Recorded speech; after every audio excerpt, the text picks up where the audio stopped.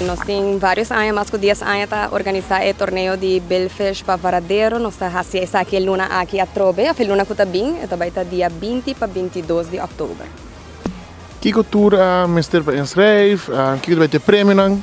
Por registrar via nosso website mesmo, varaderoaruba.com, e não tem link de tournaments onde por inscrever de viagem. Também tem mais de $10,000 na prêmio. Nós também tem também Kids Spearfishing Tournament, desde dia 20 da pesca. Dia 20 da Captain's Meeting, 21 é o dia de pesca para o Belfish, e à tarde também é dia de Kids Spearfishing Tournament, e já domingo é de 2 dias de pesca de Belfish, e é dia aqui nós vamos o prêmio. Ano passado nós temos boto de merca, nós temos 6 botos de corso, e nós esperamos essa aqui também. Aqui sempre nós estendemos a invitação para nossa irmã Isla, e essa aqui nós estamos fazendo aqui. Nós mesmos, algum arubiano, boto arubiano, abai corso também para o torneio de corso.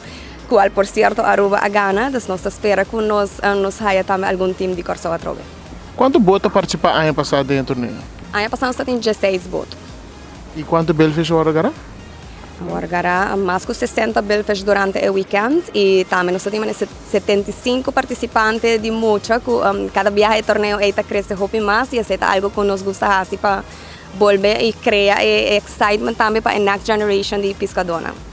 Boa invitação para o Jerbu e Voral, muito especial para muitos não que está desejar de pesca para vir dia aqui. Sim, me invita a gente para join nos, é um evento familiar, desde nota gispa, e só não está participar, mas é algo leuk para vir e quizás criar excitement também para outro mundo que nunca pesca por tá, e que lo haya gana de teste essa aqui é perfeita oportunidade, não pode vir, sign up via nosso website também, é onde muita também bota sign up assim, então solamente 25 florinhas, great que nós temos sponsors, que nós vamos fazer entrada acessível, e muita gente haya tour e equipo para por pesca e do meio que